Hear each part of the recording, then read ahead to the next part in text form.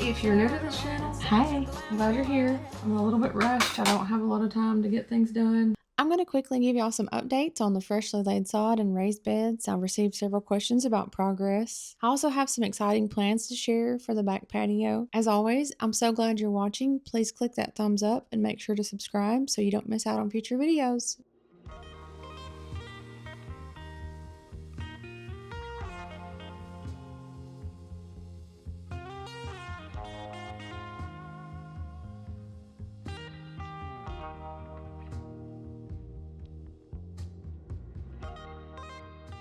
The sod footage really should have been last week's video, but I just kind of ran out of time, obviously.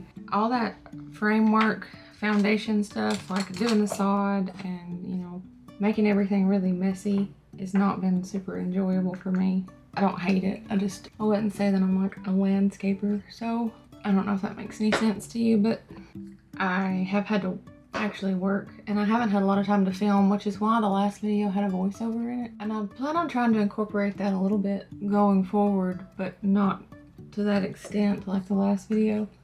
So the sod, we got a quote from a farm that's actually really close to our house, and they quoted us for not even that whole area $4,500, which no thank you. So we have a family member that knows somebody with a sod farm, and we ended up just setting a budget. So we did $1,000 worth of zoysia. I like it because it's a lot softer than Bermuda. And we did it in a checkerboard pattern. So we did that at our old house, and you will have to fill in a little bit with sand in those areas between, but it fills in a lot faster than you think it would, and it saves so much money. And you've got to water it either way, so it doesn't make caring for it harder. So it was about $1,000. We paid the family member that helped us lay it a little bit as well. So the sod is down. It's starting to root in. We've been watering it every day. This is the first time I've been able to come out here and not be muddy in a couple months, so it's pretty exciting. You can see this row of laurels, and I can just really envision how this is going to look with the apple trees dotted along. The apple trees, I've had somebody ask me, so we planted 2 Virginia crab apples and then a King David and a kid's orange red, and I think all of them have leaves on them. So even though I was nervous about that major of a prune, I'm glad that I did it. And the raised beds are filled, and I apologize, I did not give y'all a full breakdown of what I did with that. I can say that they are just under 24 inches tall, and the base of the fill in there is waste from an arborist. So they're chip mulch, they let sit for long periods of time, and they sell that old, so it's partially broken down, perfect for that, and a whole lot cheaper than buying bagged stuff. But I did buy some bagged compost and raised bed soil to add to the top, just because my compost bins are really new and they have not finished cooking yet. So the raised beds are about 2/3 full with that mulch waste. I've also added in the drip system. It's a Rainbird drip system and a timer. If you're struggling with watering anything, those timers are inexpensive and they work really well. If you're struggling with raised beds, that drip system is worth it. I'll link that down below.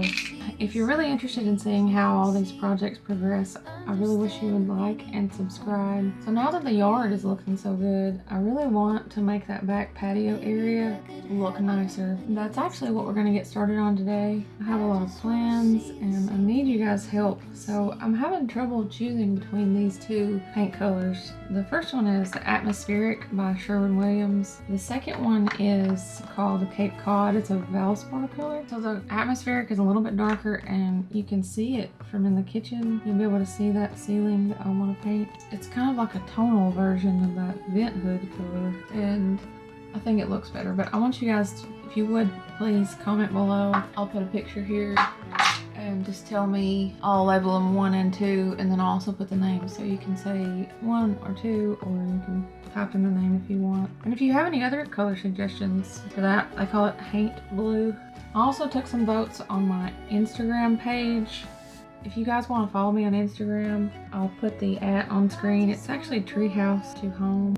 We call it that just because when you're up here, especially when the leaves are on the tree, when you're in the house, it looks like you're in a tree house. And we just kept saying that and kept saying, you know, there's that whole trend of like naming your house right now. I don't know that that's what our house is going to be named, but it's kind of why we were talking about it.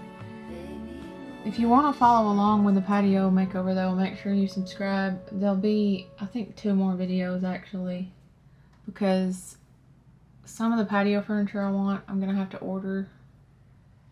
So I think I'll start it and we'll do all the kind of remodel, renovation, completion. The outside was very last and things could stay the way they are, but there's like a small piece in the concrete that will need to be patched, and I'm not sure if I'm going to tackle that or if I'm going to let my husband handle that. And you're going to laugh at me, but I had a hard time picking how I wanted to paint that French door going out to the back patio. So I started it, and then I had like, I don't know, like a second guessing myself moment.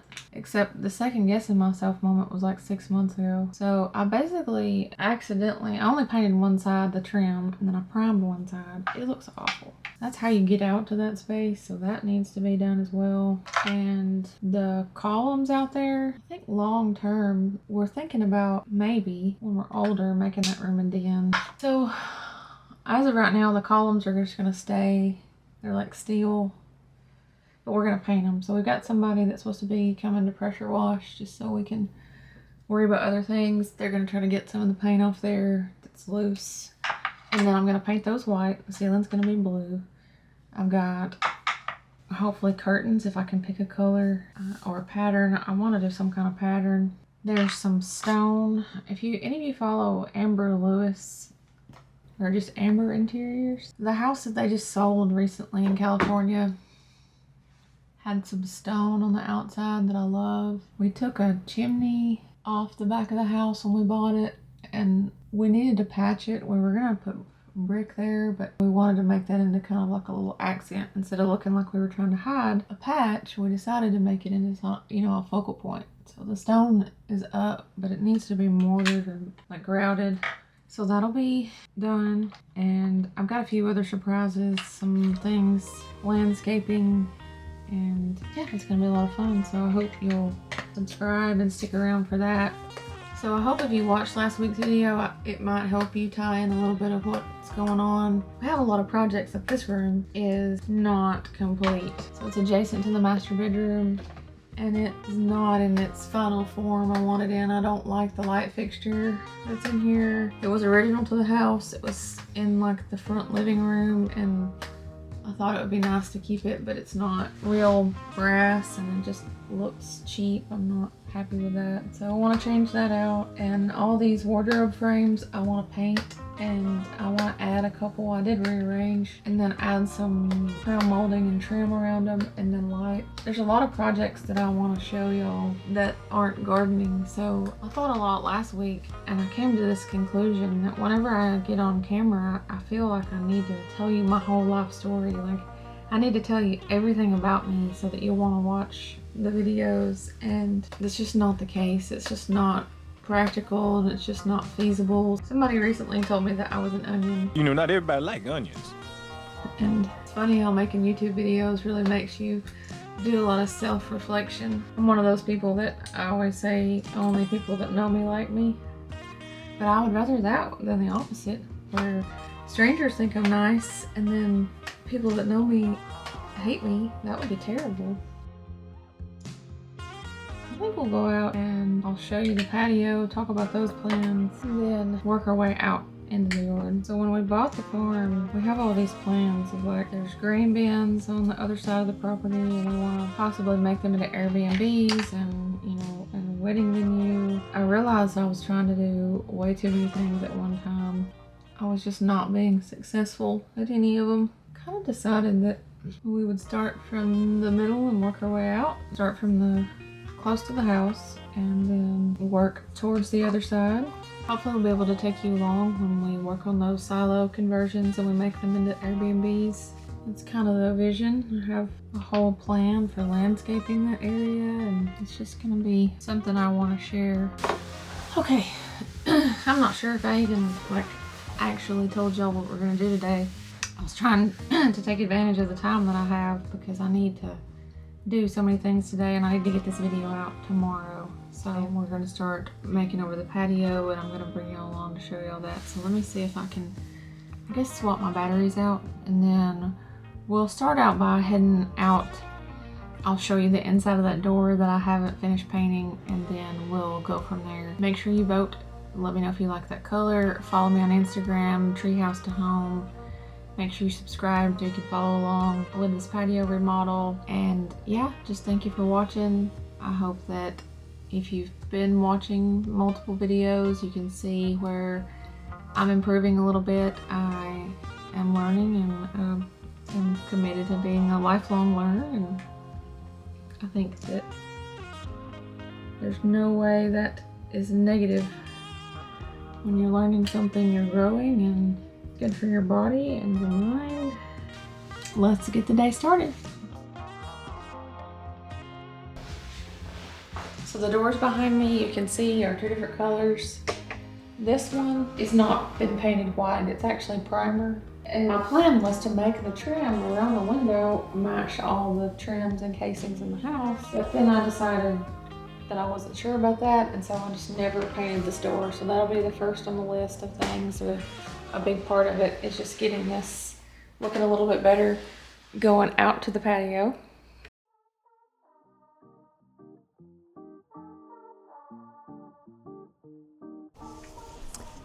So here's the patio we're gonna be making over. The color that's right here, that is the Atmospheric by Sherwin-Williams, and this one, that one is the Cape Cod. So I'm trying to pick between those two. So the whole ceiling is gonna be painted that color. The columns are gonna be white, and then I'm gonna leave the trim around the lower portion of the ceiling. I'm gonna leave that white. I've also got to pick light fixtures. I don't have any ceiling fans in the house. I'm not a big fan of a ceiling fan, and I had considered doing ceiling fans out here, except for this large window is in the kitchen. So if you're standing in the kitchen, you're gonna be looking at a ceiling fan. So I don't want to put a ceiling fan in the house. Why would I put one out here that you're staring at? So I might go with something simple for now, but I've got to pick out two light fixtures. And I've got a quick list of things.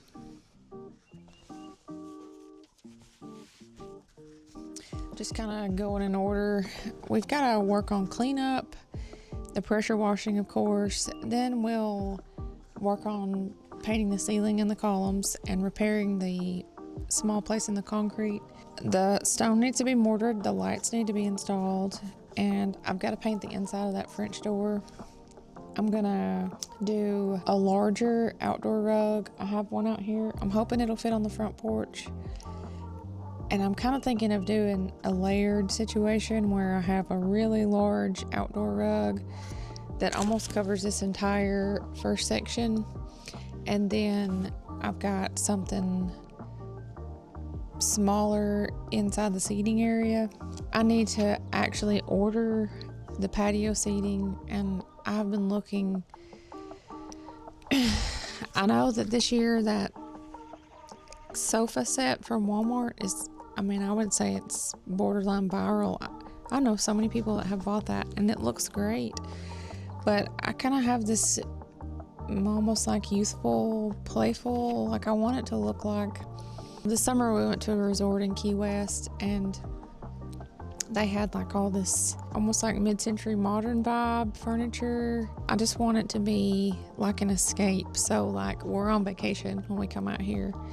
I still want it to fit the style of the house, but I'm not afraid to do a little bit of experimenting out here. This space really has a lot of potential to expand our indoor-outdoor living, and I'm really excited to see. I haven't thought a lot about what it could become up until now, but now that I'm excited about how the yard looks, it really makes me want to have something right here that we can be really proud of and spend a lot of time in. I don't want it to be too stuffy. I think that it's really easy to make things look a little bit too formal, and there's a fine line there. So I really want to try to make it a little bit playful. I've spent the last few days in the planning phase, and I started out thinking of things I wanted to incorporate in the design. First off, of course, the blue ceiling I've already mentioned. I also really love the look of treillage. You've seen the treillage I did in the studio space. It's such a fun way to add texture, so I wanted to incorporate that in some way. I would also like to have a mixture of patterns. The goal is for it to look curated, but not eclectic. I picked up several yards of fabric recently, and I think it would be great to do some cushions outside with this fabric and possibly cover the sconce shades in the kitchen so it will all kind of tie in. I also want to incorporate a few masculine or modern elements as well, just to balance things out.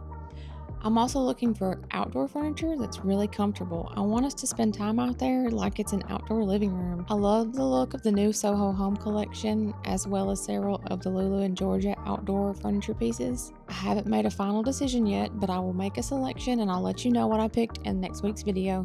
I'm really excited about this. I think I want to take y'all out and we'll talk about the garden beds a little bit. Really tickled with how these rosemaries have done. I bought these last year and they overwintered out here well.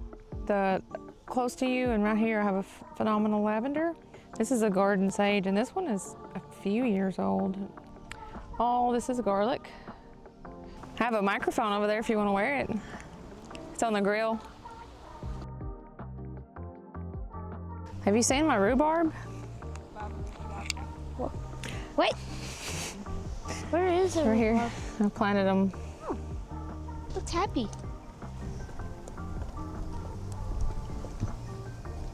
See, you can make strawberry rhubarb pie. I'd rather strawberry pie, not rhubarb. I bet you'll like it. Yeah.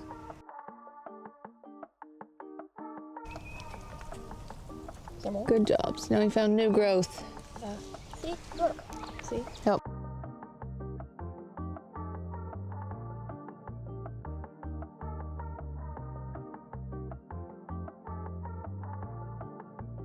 It's only been a week since we planted some of this stuff, and I thought I would give y'all an update because it's amazing how much it's grown since we put it in. It looks so good. I really am happy with it. Those catmints have grown, and the sedums really are. Yeah, they definitely look happy. Those purple flowers. Phlox. Yeah, they look really happy too. Oh my goodness, I'm scared. I'm just kidding.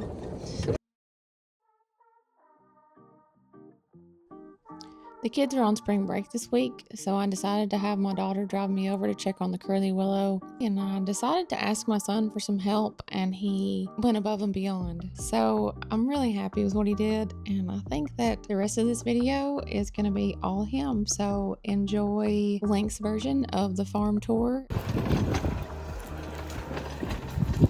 They're gonna make breakfast while I'm gonna be filming for y'all on the way home.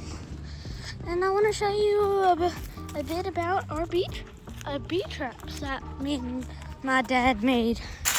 Here's one. We haven't put the spray in it yet to trap the bees in it. There's one part that you can let the bees in and make some honey in it too. And one part for like the little guys can get out, the worker bees can get out and go get pollen and make honey in it. And one that just traps it all. But there's still breathing holes in it. And that one where you can just trap it all and where nothing can get out, that's where you carry the bees safely out and where none can get out. And that's how you get more boxes. I'm gonna show you about the beehives that we do have already. We have 3 boxes. These are all our silos. They were here when we bought the house. We've got another silo. I don't know what we're gonna do with it, but we went in it before. It's smaller than that one. That one's way bigger. What you coming down here for? What you come for? I'm good. I want to show them the bees. Bye-bye. Love you.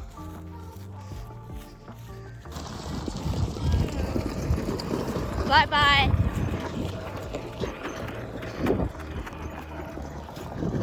Don't worry, I don't need to put on my bee suit for these bees. It's early in the morning and they're not flying everywhere. Also, I'm used to them and they like me. Me and my dad usually feed them and stuff. Yeah, there's our cat. Oh, and our bees need some more food.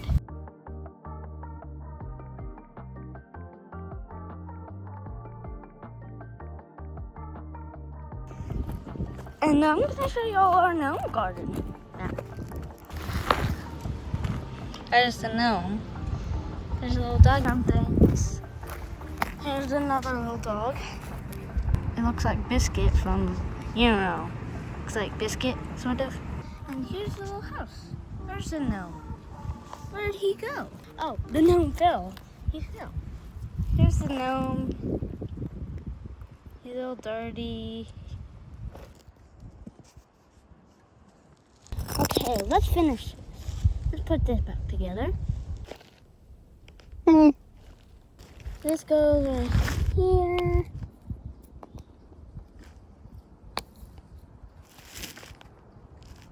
Ah. Let's get this all set up. Here's our little gnome. There's one of this. Here's this gnome. Is a protector. This one goes right here. And I really appreciate you watching. Thanks so much for joining me. Can't wait to see you next week, where we'll continue on with the patio makeover. We'll do a little bit more gardening. And if you're not done watching, I'll link some extra videos here that you might enjoy. Bye, guys.